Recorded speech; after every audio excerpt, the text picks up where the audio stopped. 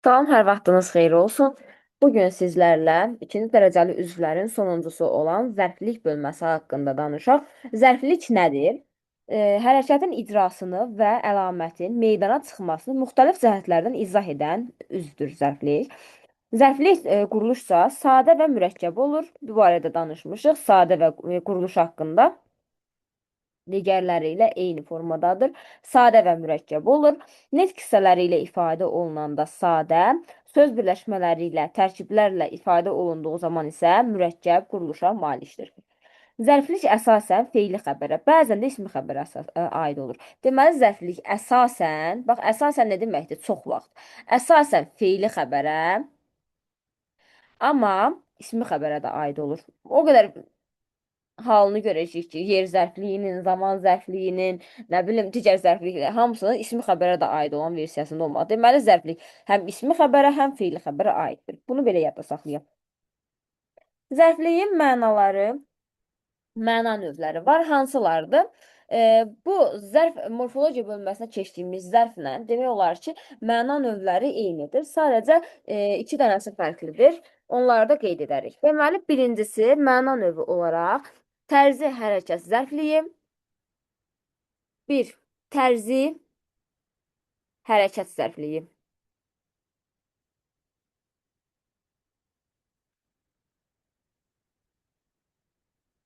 Tərzi hərəkət zərfliyi. İndi bunun haqqında danışaq. Deməli, nədir? İş və hərəkətin icra tərzini bildirir bizə. Necə, nə cür, nə tərzdən, nə vəziyyətdən, nə şəkildə suallarından birinə cavab verir. Suallarını artıq şifahi olaraq deyirəm. Deməli, tərzi hərəkət zərfliyinin ifadə vasitəsi. Nələr ola bilər? Tərzi hərəkət zərfləri ola bilər. Məsələn, belə yazıram ifadə vasitəsi olaraq. Tərzi hərəkət zərfləri. Deməli, misal olaraq yazaq. Məsələn, deyirəm ki, tələbə mühazirəni nöqtə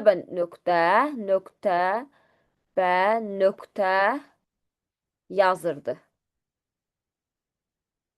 Nə edirdi? Yazırdı. Necə, nə cür, nə tərzdə? Nöqtə. Deməli, zərfliyin işarəsi, şərt işarəsi isə düz xətt üstündən dalğalı xətt formasındadır. Sonrasında deməli burada bəs yaxşı zərflik nə ilə ifadə olunub? Nöqtə də nitq hissəsi olaraq necə nə cür nə tərzdə sualına cavab verir. Tərzi hərəkət zərfidir. Deməli zərfliyin ifadə vasitəsi burada zərfdir. Sonra feili bağlama ilə ifadə oluna bilər. Təbii ki, feili bağlamada hərəkətin tərzini, bəzən zamanını bu bildirdiyi üçün zərflik ola bilər. Məsələn, deyirəm ki, o gülümsəyərək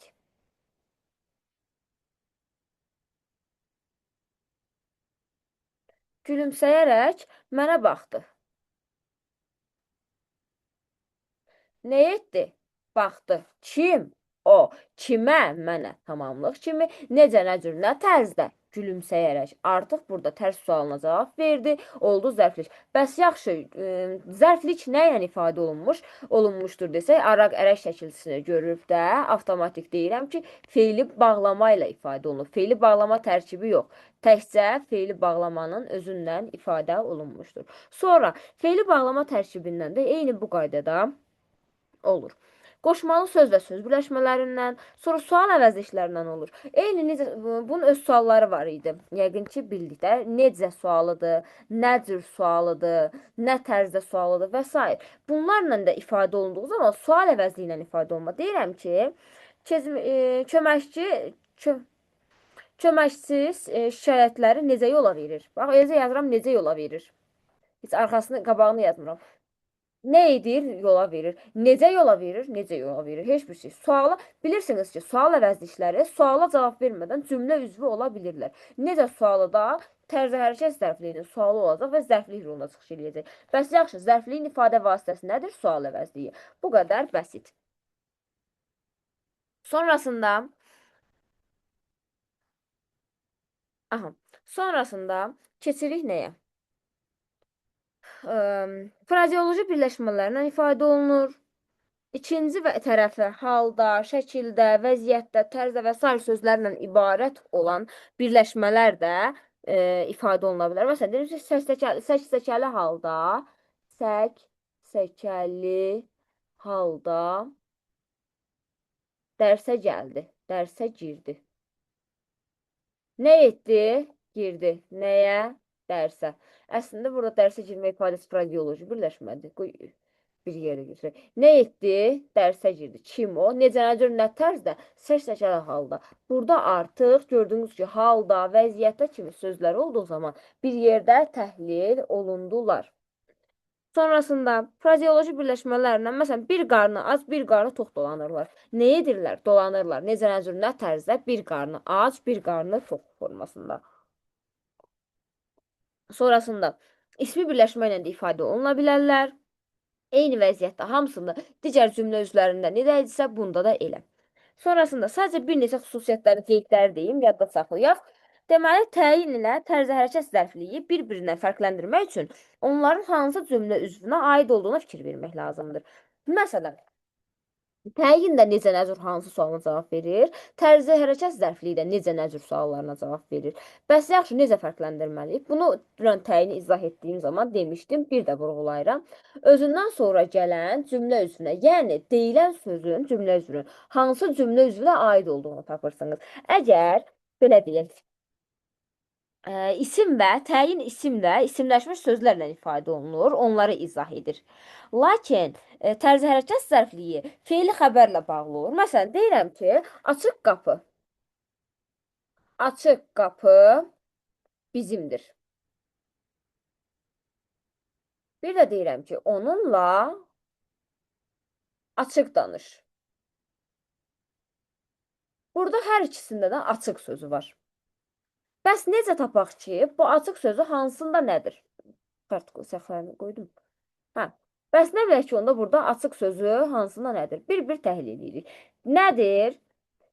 Bizimdir. İsmi xəbər. Nə? Qapı. Hansı qapı? Açıq qapı. Bax, hansı sualına cavab veririk? Burada özündən sonra gələn sözə baxırsınız. Açıq qapı. İsim gəlib. Yəni, mübtədaya aiddir. İsimə aiddirsə, indi morfoloji cəhətdən deyim. İsimə aiddirsə, deməli, təyindir. Təyin kimi götürürəm. Bir də deyirəm, nə et? Danış. Kim ilə? Onunla. Tamamlıq kimi. Necə, nə cür, nə tərzdə, necə danışım? Açıq danış. Necə danış? Açıq danış.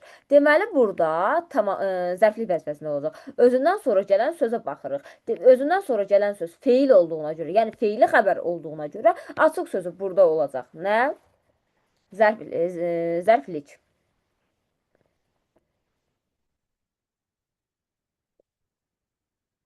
Sonrasında kimi tək qoşmaları var ki, aid olduğu xəbər təsriflənən feil, sözlərin aid olduğu xəbər təsriflənən feillə sifətlə ifadə olunarsa, zərflik rolunda çıxış eləyir.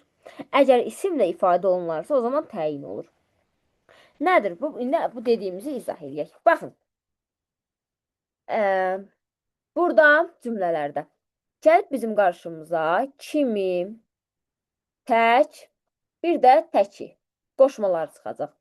Əgər bu qoşmalı sözlərin qoşulan sözdə feili, xəbəri daha doğrusu, xəbər feilləndirsə və sifətləndirsə, onda bunlar qoşulan söz zərflikdir. Əgər xəbər isimdirsə, o zaman təyindir bu qoşulan sözdə. Bir misal çəkək. Məsələn, deyirəm ki, Anar atası kimi danışdı. Bir də deyirəm ki, Anar atası kimi həkimdir.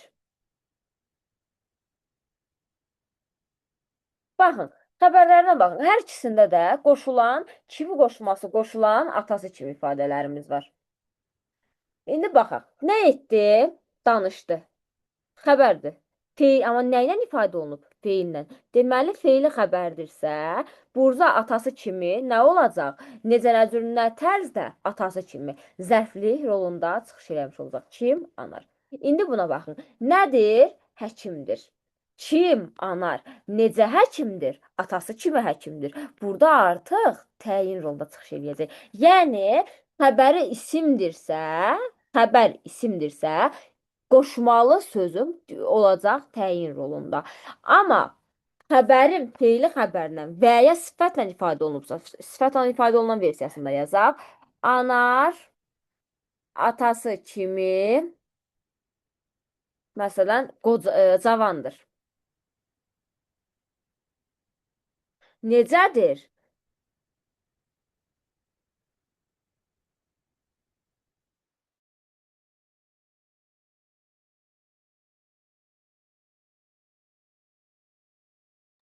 Nədir? Necədir? Cavandır. Kim? Anar. Necə, nə cür, nə tərzdə? Artıq burada sifətlə ifadə olunub deyə xəbərim atası kimi, yəni qoşmalı sözün zərflik rolunda çıxış eləyəcək. Məncə artıq burada bir problem yoxdur. Misal gətirdiyi üçünə də aid. Sonrasında e, feili sifətin an və ya mış şəkilçisini qəbul edən söz feilinə aid olmaqla, məsələn, görmək feilinə aid olduqda zərflik rolunda çıxış eləyir. Deməli, nə deyir bizə? An və mış şəkilçisi. Görmək feilinə aid olanda zərflik kimi çıxış edir. Olur zərflik. Belə yazaq da, anmış plus görmək bərabərdir zərflik. Belə. Məsələn, onu dərslərini oxuyan gördüm. Onu dərslərini oxuyan gördüm. Baxın, an ən şəkilçisi və görmək feili var. Nə etdim? Gördüm. Kimi? Onu necə, nə cür, nə tərzdə dərslərini oxuyan. Burada da feili sifət tərkibi yaradaraq yaranmışdır. Həm də belə deyək ki, tərzi hərəkət zərfliyi feili sifət tərkibindən, feili sifətlə ifadə olunmaz. Amma istisna bu məqamlardır ki, görmək sözündən olduğu zaman götürülür. Sonra tərzi hərəkət zərfliyi həm feili xəbərə, həm ismi xəbərə aid ola bilər. Qoşmalı feili sifət tərzi hərəkət zərfliyi kimi də işlənə bilir. Aha, keçirik indi zaman zərfliyinə.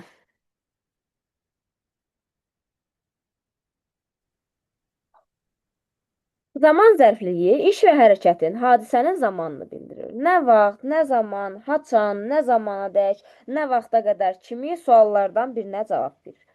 Zaman zərfliyinin ifadə vasitəsi nədir? Təbii ki, zaman zərfləridir. Zaman mənalı isimlərdir, feili bağlamalardır, feili bağlama tərkibləridir, ismi birləşmələrdir, qoşmalı sözlərdir, sual əvəzliyidir. Say və saylardır, yəni il və yaş bildirənlərdir, ay bildirənlərdir. Bir də feili sifətin an, vaxt, zaman bildirmə mənalarıdır. Hərəsinə aid bir neçə misal göstərək. Zaman zərfindən ifadə olunanda. Zaman zərfindən ifadə olunanda, məsələn, siz onda balaca idiniz. Siz onda balaca idiniz. Necə idiniz? Balaca idiniz. İdiymiş yəqin ki bilirsiniz də, özündən qabaqçı sözdən bir yerə təhlil olunur. Kim, siz, nə vaxt, nə zaman, onda. Artıq görürsünüz ki, onda, nə vaxt, nə zaman mənasında işlənir. Sonra, məsələn, zaman mənalı isimlərlə deyirəm ki, iclasda bunları müzakirə edərik. Nə vaxt, nə zaman? İclasda. Artıq bir neçə şifahi deyim ki, bu hissələrə bilirik. Tez-tez keçək, vaxtımız olsun. Feili bağlama ilə, məsələn, biz yaxınlaşanda onu görmədik. Nə etdik? Görmədik. Nə vaxt, nə zaman? Yaxınlaşanda. Feili bağlama ilə oldu. Sonrasında sual əvəzliyinə deyirəm ki, səninlə haçan görüşəcəyik? Yəni, nə zaman gələcəksən? Nə edəcəksən? Gələcəksən, nə zaman formasında suala cavab verməyən sual əvəzliyidir və sual əvəzliyi ilə də ifadə olunmuşdur. Bu formada. Sonrasında feili sifətin an, vaxt, zaman mənasında. Biz meşədə gəzdiyimiz zaman, məsələn, feili sifətin an, sonra vaxt, zaman sözlərindən bir yerdir. Yəni, feili sifət plus vaxt sözü, zaman sözü gələrsə, o zaman da ifadə vasitəsi olacaq. Deyirəm ki, meşədə gəzdiyimiz zaman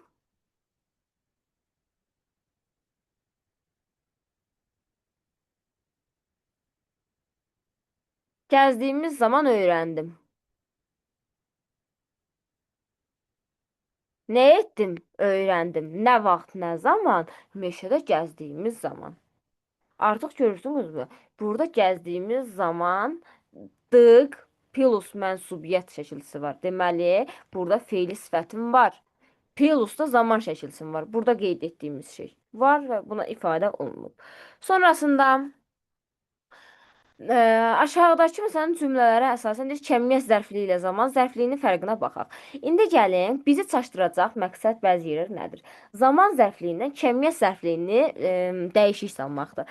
Deyirəm ki, biz səni 5 saat gözlədik.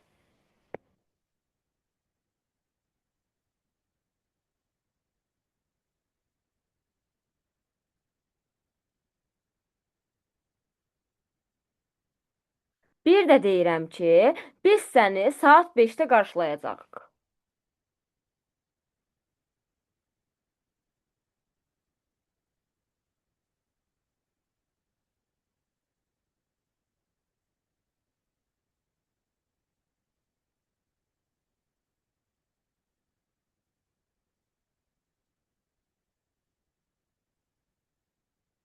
Aha.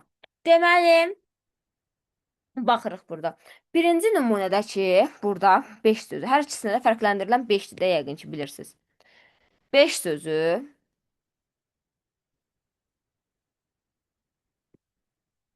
Aha. Deməli, birinci cümlə nümunədə fərqləndirilən 5 sözü kəmiyyət zərfliyidir. Çünki zaman məzmunu bildirmir. Gözlənilən zamanın kəmiyyətini bildirir. Nə qədər gözlənildiyini, miqdarını bildirir ki, nə qədər gözlənilib. Amma ikincidə isə artıq zaman zərflidir. Çünki birbaşa zaman bildirəcək. Deyirəm ki, biz səni 5 saat gözlədik. Nə etdik? Gözlədik. Kim? Biz. Nə vaxt, nə zaman deyirsiniz, yoxsa nə qədər deyirsiniz? Təbii ki, burada artıq dediyimiz kimi 5 sözü burada miqdar bildirdiyinə görə kəmiyyət zərfliyi olacaq. Sonrasında ikinci vaxt nə edəcəyik? Qarşılayacağıq. Nə vaxt, nə zaman? 5-dir. Burada da artıq 5 sözü zaman məzmunu bildirdiyinə görə götürürük. Sonrasında zaman zərfliyi həm ismi xəbərə, həm də feili xəbərə aid ola bilər. Bunun da heç bir fərqi yoxdur. Sonrasında keçirik yer zərfliyinə. Yer zərfliyi iş və hərəkətin icra olunduğu yeri, istiqamətini, başlanğıc və bitmə nöqtəsini bildirir. Hara, haraya, harada, haradan, hara ilə suallarından birinə cavab verir. İfadə vasitələri yer zərfləridir. Ondan sonra yer mənalı isimlərdir, ismi birləşmələrdir, qoşmalar və söz birləşmələridir. Məsələn, deyirəm ki, biz içəri getdik.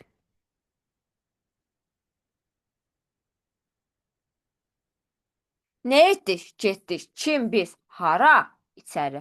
Artıq burada gördüyünüz kimi içəri yer zərfindən ifadə olundu. Sonrasında yer mənalı isimlərlə. Məsələn, deyirəm ki, kəndə sabah gedəcəyik.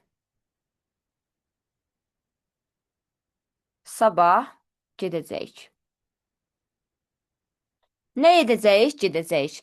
Haraya? Nə vaxt, nə zaman? Sabah. Burada da artıq görürsünüz ki, sabah isimdir, ancaq zərflik rolunda çıxış eləyib. Nə vaxt, nə zaman? Sabah. Haraya? Kəndə. Haraya sualına cavab verdi. Oldu yer zərfliyi. Amma ifadə vasitəsi olaraq nədir? İsimdir. Sonrasında bir şey deyim, qeyd olaraq bunu yadda saxlayın. Ora, bura, sonrasında aşağı, yuxarı, irəli, geri.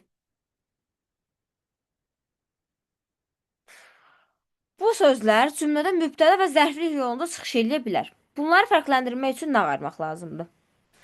Onu əgər məzmun burada məsələn hal şəkilçisi qoşmaq lazımdır sözə eyni vaxtda. Əgər uyğun gəlirsə hal şəkilçisi, o zaman zərflikdir. Əgər hal şəkilçisi uyğun gəlmirsə, o zaman mübtəda rolundadır. İndi bir-bir deyək. Deyirəm ki, ora səfalıdır.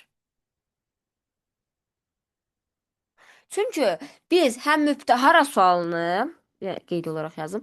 Hara sualını həm mübtədanın sual olaraq yazmışıq, həm də zərfliyin sual olaraq yazmışıq, yer zərfliyinin. Bunu fərqləndirmək üçün verilən sözə hara sualını verdiyiniz zaman beyninizdə ya, yə, yönlü hal şəkilçisini və ya a, ə, ya, yə fərq yoxdur. Şəkilçisini artırırsınız. Uyğun gəlirsə həmin sözə cümləni oxuyursunuz həmin şəkilçisini artırıb da. Uyğun gəlirsə yer zərfliyidir. Uyğun gəlmirsə mübtədadır. İndi baxaq. Ora səfalıdır. Nədir? Səfalıdır. Hara? Ora. İndi gəlin buraya bir dənə ya şəkilçisi, yəni yönlü ya şəkilçisi artıraq. Oraya səfalıdır. Uyğun gəlirmi? Xeyr, gəlmir. Onda ora sözü mübtəda rolunda çıxış eləyim. Bir də deyirəm ki, ora gedək.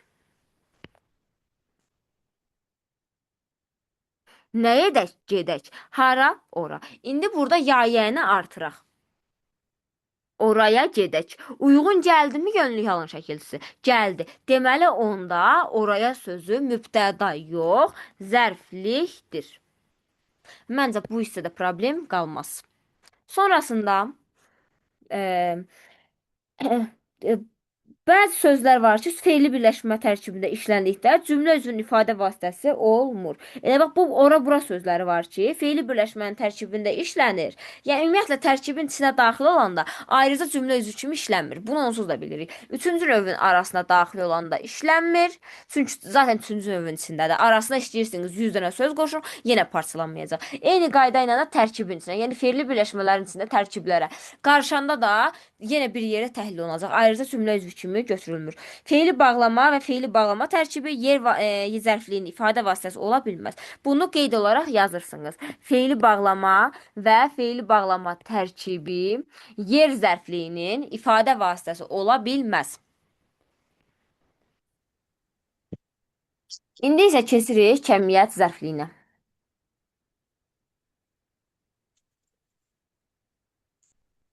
Kəmiyyət zərfliyi iş və hərəkətin əlamətin nə qədər icra olunduğunu dərəcəsini bildirir. Deməli, dərəcə də var burada. Dərəcə əlaməti buradadır. Nə qədər, bir də nə dərəcədə suallarına cavab verir.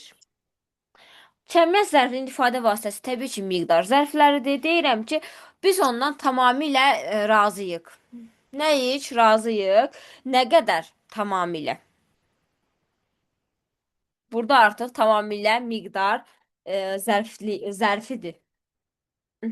Sonra ismi birləşmənin ifadə oluna bilər. Fe'li bağlama ilə, sual əvəzliyi e, bu formada ifadələr ola bilər. Kəmiyyət zərfliyi həm ismi, həm də fe'li xəbərə aid ola bilir. Ondan sonra çox sözü cümlədə yerindən asılı olaraq müxtəlif vəzifələrdə işlənilir. Bir var ki, çox sözündən gedəcək söhbət. Bir var ki, deyirəm. Uşaqlar çox danışdı.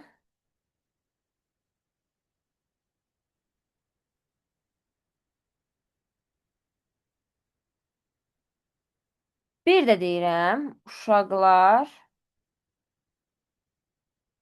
çox savadlıdır. Sizə aid deyil bu ifadə. Aha, uşaqlar çox savadlıdır. İndi bunlara baxaq. Burada deyir ki, cümləsində fe'li xəbər, birinci cümlədə fe'li xəbərə aid olduğu üçün zərflik rolundadır. Nə etdi? Danışdı. Kim? Uşaqlar. Nə qədər? Çox. Fe'li xəbərə aid olur və zərflik rolunda çıxış edir. Bir də ikinci baxın ki, uşaqlar biz sayı keçdiyimiz zaman, eyni zamanda ədatı keçdiyimiz zaman işlətdiyimiz bir ifadədir. Çox az sözləri plus sifət gələrsə, say deyirəm, üzr istəyirəm. Sifət gələrsə, bu zaman bunlar ədat olur. Deyirəm savadlıdır, bir də qayıdıb deyirəm çox savadlıdır. Burada artıq ədat roluna çıxış elədiyi üçün çox sözü sintaktik təhlilə cəlb olunmur. Təhlil eləyəndə ancaq haranı təhlil eləyəcəksiniz? Bax, təhlil edirsiniz. Necədir? Savadlıdır kim? Uşaqlar. Çox sözü sintaktik təhlilə cəlb olunmayacaq. Yaxşı. Sonrasında dönə-dönə ifadəsi var ki, cümlədə yerində asılı olaraq həm zərf, həm də fe'li bağlama kimi işlənir. Bunu demişik.